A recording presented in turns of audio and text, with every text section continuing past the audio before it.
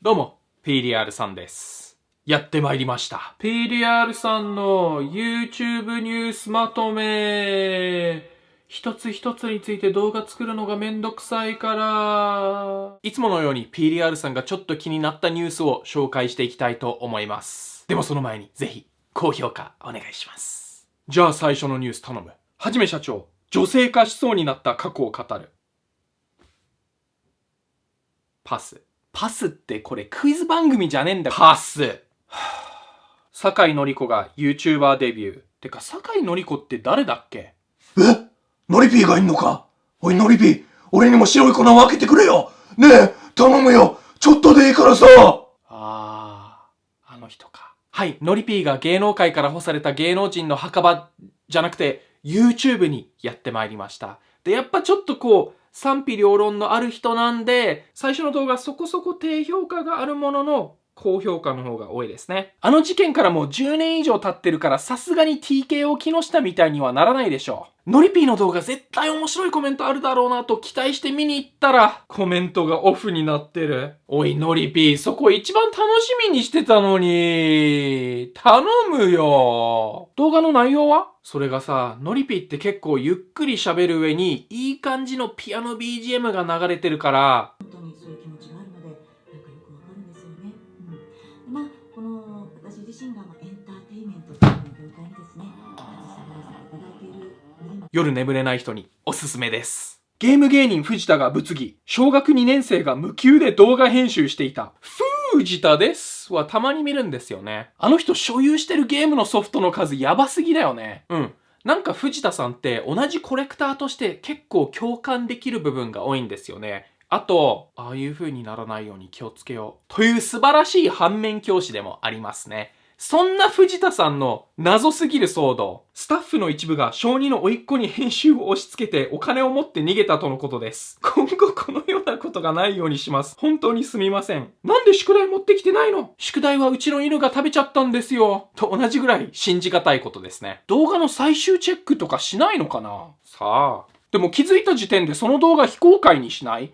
だって、編集が視聴者さんが見てもわかるぐらいひどいものをそのままチャンネルに残したくないでしょ、普通は。手間やお金を大きくかけてしまっているため、編集し直す予算がもうないため、何本かもうどうにもならない状態です。だとさ、一本だけじゃなくて小児の子何本も編集してんの？みたいだね。まずその子にお金をあげろ。そして編集し直せ、自分で。そんなことをしたら藤田さんがハードオフや駿河屋でもうすでに何本も所有している同じソフトをまた買う時間がなくなってしまうじゃないか。いや、意味わかんねえから。てか編集どれぐらいひどいの？カットされるべきところがカットされてなかったり、話してる途中で急にカットされたり、謎のドアップになったり、テロップが 0.1 秒だけ映ったり、あと同じシーンが2回入ってるとか。やばいだろそれ。それでも、バンタンクリエイターアカデミーよりはマシですね。すする TV、毎日ラーメン生活2000日達成の節目に結婚を発表。すする TV さん、ご結婚おめでとうございます。結婚式はもちろん、ラーメン屋で。そして牧師さんではなく、ラーメンマンのコスプレをしている外国のおじさん。ヒカル、衝撃発言。ウニって生き物なんですか？フレンチって本当におバカさんなんだから。と言いたいところなんですけど、PDR さんも人のこと言えないんですよね。なんで？ PDR さん実はフレンチの存在を知るまでドーナツが生き物だって知らなかったんですよ。恥ずかしい。ソワンワンが涙ながらに事務所退所を報告。ソワンワン氏が所属していた事務所ビットスター元エッジを辞めたと発表しました。辞めた理由は、そのまま事務所にいると事務所に甘えて自分が成長できないと思ったからだそうです。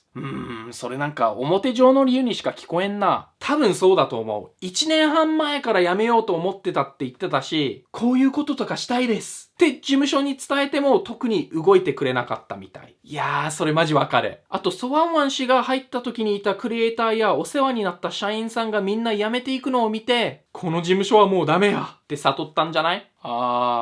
ビットスターさん、ソワンワン氏みたいなビッグクリエイターを失ってやばいんじゃない？だってデカキンはウームに奪われたし、馬面はいつの間にか辞めちゃったみたいだし、相棒メグウィンが残ってるじゃないか。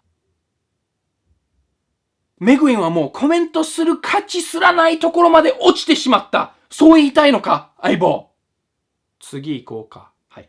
すいません。ショコタン、柴田劇場に巻き込まれ炎上。柴田がショコタンに結婚を申し込む動画を出したんですけど、なぜか年齢制限がかかってる。と思ったら動画の後半で朝倉海は童貞だ。俺の方がセクロスうまい。みたいなことを話してましたね。そりゃ年齢制限かかるわな。ショコタンは速攻アンサー動画を出して冷静に無理です。そりゃそうだろ。そしてセクハラだと思います。確かにそうだね。今まで全然絡んだことないのにびっくりしました。そりゃびっくりするよね。絡み方がセクハラだと思いますので。そうだそうだ。もうちょっと冷静に、前向きにコラボ検討していただけたらなと思います。いや、セクハラした人にそんな気使わなくて。そして、2日後に朝倉海、柴田とのコラボ動画を公開。おい！すべては話題作りのためでしたね。ショコタンまだ YouTuber 1年生なのに濃い再生数の稼ぎ方をもうすでに熟知してるあたり。さすが芸能人。釣り人の PDR さんもあっぱれです。高すぎるコムドットのアパレルブランド、バードッグが1着7500円の T シャツ発売。YouTuber って本当にブランド立ち上げるの好きですよね。グッズではなく、ブランドとして売り出したら高めの値段設定ができるから。あ、そっか。で、話戻すと T シャツはブランドのロゴが入ったシンプルなデザインの色違いが6種類。視聴者さんのほとんどが学生なのに7500円はさすがに高すぎじゃない？いや、それでも買う人はいるから。マジか。この T シャツが7500円の価値があるかどうかは写真じゃ判断できないので、嘘だろ。買いました。うわ、何してんの？送料込みで8300円。でかいな。ちょっと厚めの生地ですね。厚めの生地あんま好きじゃないんだよな。ロゴはあれですね。なんかちょっとよく見るようなグラフィティテキスト的なやつですね。そしてマスコット、バードッグ、鳥と犬が混ざったやつなんですけど、パロディオマージュシャツを出す PDR さんが言うのもなんなんですけど、なんか顔ソニックに似てねえか？下にもキャラクターの刺繍みたいなやつが入ってて可愛いですね、それは。ちょっと着てみます。ピエンピエン？はい。全く興味のない YouTuber のブランドに8000円以上使った気分ですね。嵐、二宮和也、YouTube チャンネル開設。芸能界から干された芸能人ではなく、B 級、C 級芸能人ではなく、リアルスターが YouTube に降臨。全芸能人 YouTuber 終了のお知らせ。登録者はなんと3週間で231万。えぐいなぁ。で、動画とか見てないんで特に他にコメントないので、二宮氏に質問があります。コラボは無理だろ。それじゃねえよ。じゃあ何？ 3 年前にジャニーズ事務所に送った履歴書どうなったかなと思って。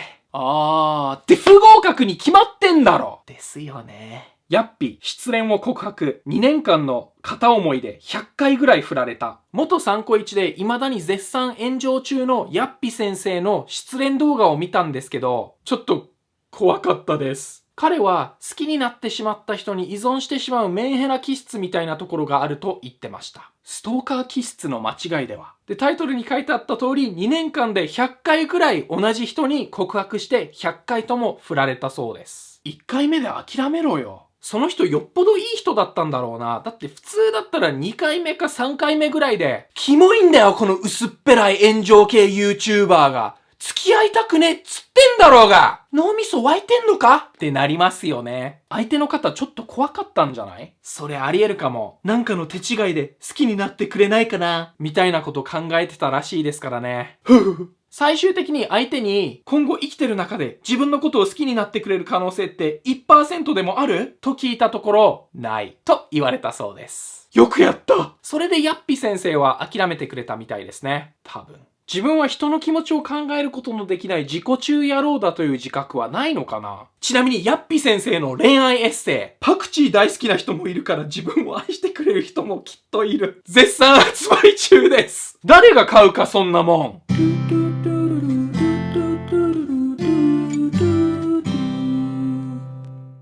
これ着心地結構いいかもしれないですね。7500円以下で買えるものといえば PDR さんグッズ絶賛発売中です。パーカー、スウェット、スマホケースもありますので、興味ある人は下のリンクから飛んでってください。 PDR さんの LINE スタンプもよろしくね。皆さんは今日取り上げたニュースでどれが一番気になりましたか？そしてどう思いましたか？ぜひ意見をお聞かせください。あと前回の動画と昨日と一昨日もごようこチャンネルで動画出したんで、ぜひぜひチェックしてください。では。